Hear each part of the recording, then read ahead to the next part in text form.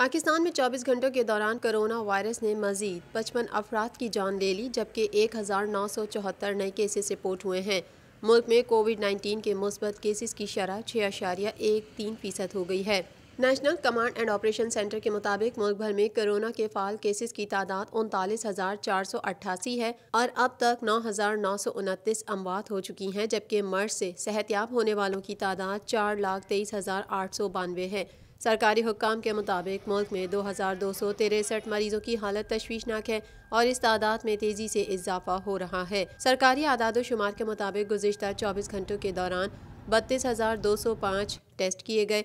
मुल्क में अब तक किए गए टेस्ट की तादाद 65,89,317 हो गई है, जबकि कोरोना वायरस के मरीजों की तादाद 4,73,309 हो गई है।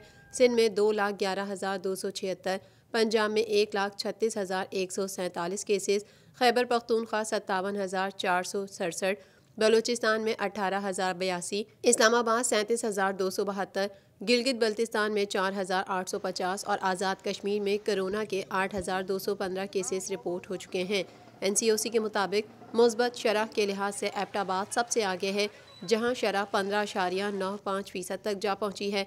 कराची 14.81 के साथ दूसरे और हैदराबाद 14.47% के साथ तीसरे नंबर पर है।